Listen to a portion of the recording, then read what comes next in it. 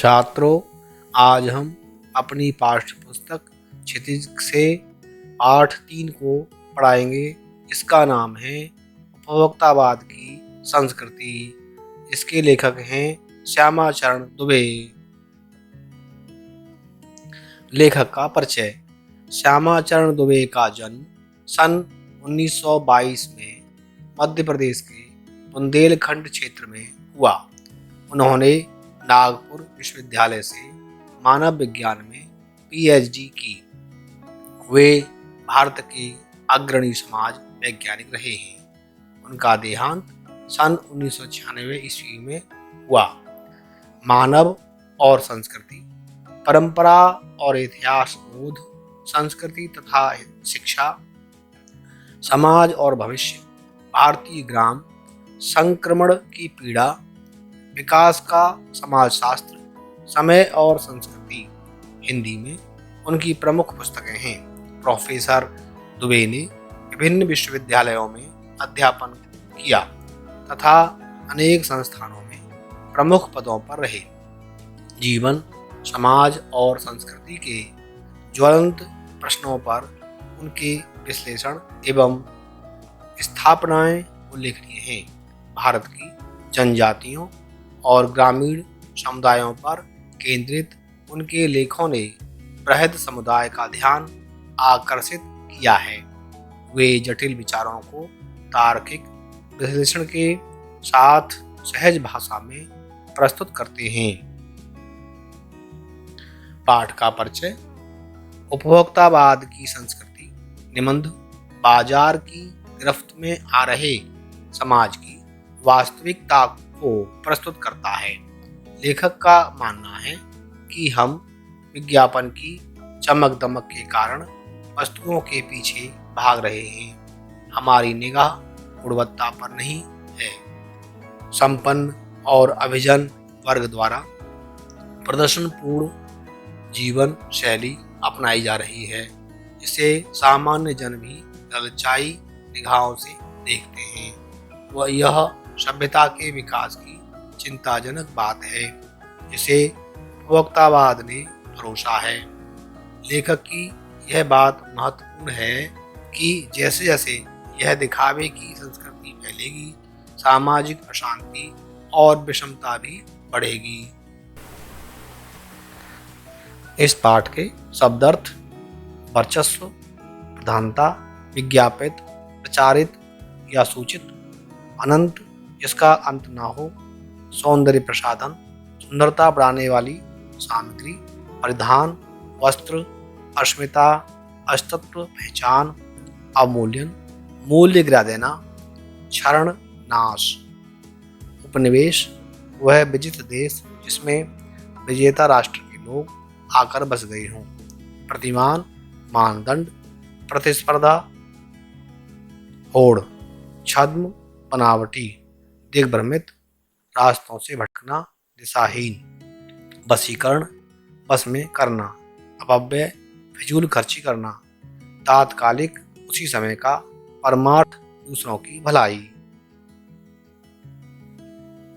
पाठ का सारांश। लेखक ने इस पाठ में उपभोक्तावाद के बारे में बताया है। उनके अनुसार सब कुछ बदल रहा है।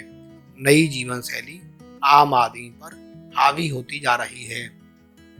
अब उपभोग भोग ही सुख बताया जा रहा है। बाजार विलासिता की सामग्रियों से भरा पड़ा है। एक से बढ़कर एक टूथपेस्ट बाजार में उपलब्ध है। कोई दांतों को मोतियों जैसा बनाने वाले, कोई पशुओं को मजबूत रखता है तो कोई वनस्पति और खनिज तत्वों द्वारा निर्मित है। उन्हीं के अनुसार रंग और सफाई की क्षमता वाले ब्रश भी बाजार में मौजूद हैं।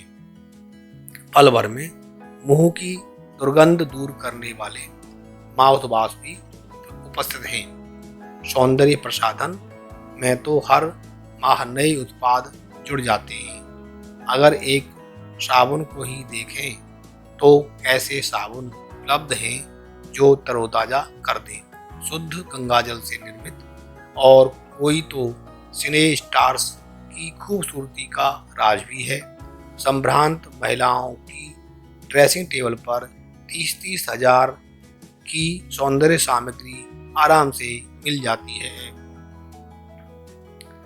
वस्तुओं और परिधानों की दुनिया से शहरों में जगह जगह बुटीक खुल गए हैं। अलग अलग ब्रांडों के नई डिजाइन के कपड़े आ गए हैं। घड़ियां अब सिर्फ समय देखने के लिए बल्कि प्रतिष्ठा को बढ़ाने के रूप में पहनी जाती हैं। संगीत आए या ना आए, पर म्यूजिक सिस्टम बड़ा होना चाहिए।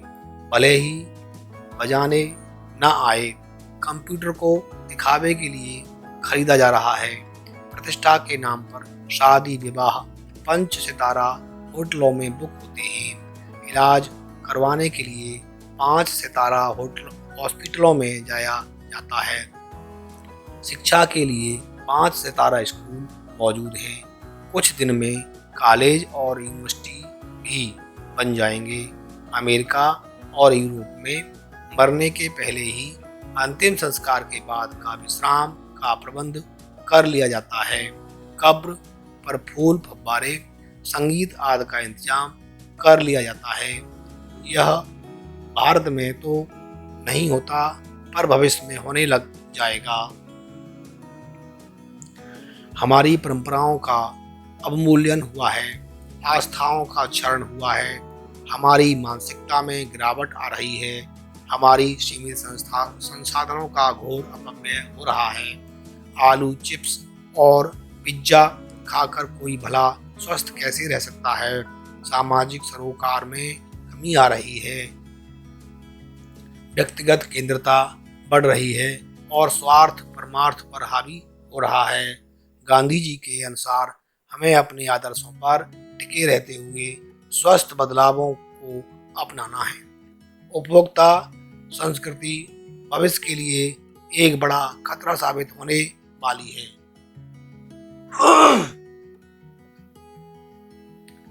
इस पाठ के प्रश्नोत्तर। प्रश्न नंबर 1, लेखक के अनुसार जीवन में सुख से क्या अभिप्राय है? उत्तर, लेखक के अनुसार उपभोग का भोग करना ही सुख है, अर्थात जीवन को सुखी बनाने वाले उत्पाद का जरूरत के अनुसार भोग करना ही जीवन का सुख है। प्रश्न नंबर 2, आज की उपभोक्तावादी संस्कृति हमारे दैनिक जीवन को किस प्रकार प्रभावित कर रही है? उत्तर, आज की उपभोक्तावादी संस्कृति हमारे दैनिक जीवन को पूरी तरह प्रभावित कर रही है। इसके कारण हमारी सामाजिक नींव खतरे में है। मनुष्य की इच्छाएं बढ़ती जा रही हैं। मनुष्य आत्म केंद्रित होता जा रहा है। सामाजिक दृष्टिकोण से यह एक बड़ा खतरा है। प्रश्न नंबर 3, गांधी जी ने उपभोक्ता संस्कृति को हमारे समाज के लिए चुनौती क्यों कहा है? उत्तर, गांधी जी सामाजिक मर्यादाओं और नैतिकता के पक्षधर थे। गांधी जी चाहते थे कि लोग सदाचारी, संयमी और नैतिक बने, ताकि लोगों में परस्पर प्रेम, भाईचारा और अन्य सामाजिक सरोकार बढ़े। लेकिन उपभोक्तावादी संस्कृति इन सब के विपरीत चलती है। वह भोग को बढ़ावा देती है, जिसके कारण नैतिकता तथा मर्यादा का ह्रास होता है। गांधी जी चाहते थे कि हम भारतीय अपनी बुनियाद और अपनी संस्कृति पर कायम रहें। उपभोक्ता संस्कृति से हमारी सांस्कृतिक अस्मिता का ह्रास हो रहा है।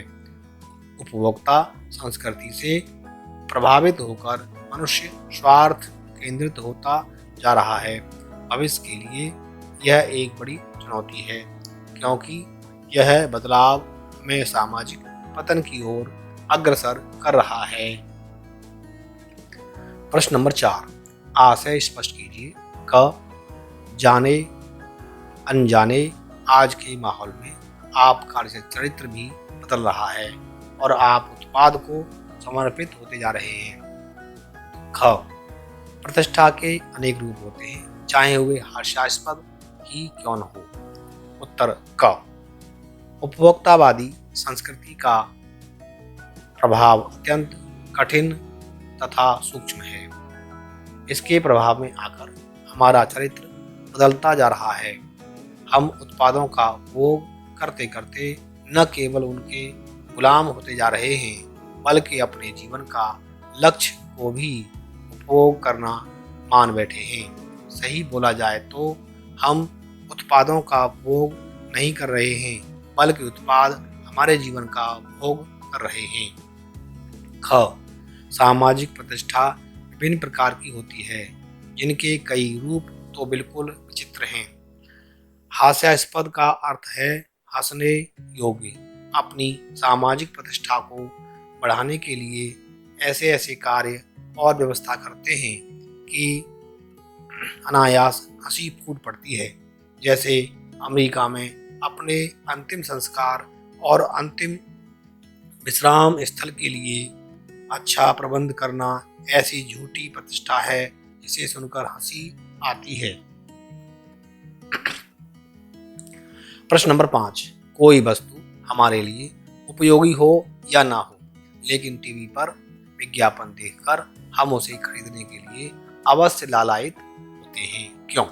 उत्तर, टीवी पर दिखाए जाने वाले विज्ञापन बहुत सम्मोहक एवं प्रभावशाली होते हैं। वे हमारी आंखों और कानों को विभिन्न दृश्यों और ध्वनियों के सहारे प्रभावित करते हैं। वे हमारे मन में वस्तुओं के प्रति भ्रामक आकर्षण पैदा करते हैं। खाए जाओ क्या करें, कंट्रोल ही नहीं होता।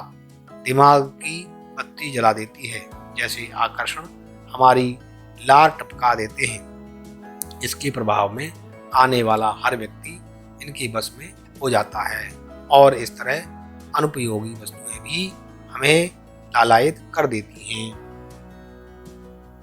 प्रश्न नंबर 6, आपके अनुसार वस्तुओं को खरीदने का आधार वस्तु की गुणवत्ता होनी चाहिए या उसका विज्ञापन? तर्क देकर स्पष्ट करें।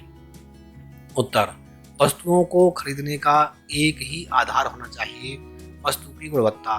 विज्ञापन हमें गुणवत्ता वाली वस्तुओं का परिचय करा सकते हैं। अधिकतर विज्ञापन हमारे मन में वस्तुओं के प्रति भ्रामक आकर्षण पैदा करते हैं। वे आकर्षण दृश्य दिखाकर गुणहीन वस्तुओं का प्रचार करते हैं। यह वीडियो अगर अच्छी लगी हो तो लाइक करें, शेयर करें और अशोक हिंदी क्लासेज के चैनल को सब्सक्राइब करें और बेल आइकन की घंटी बजाना ना भूलें। धन्यवाद।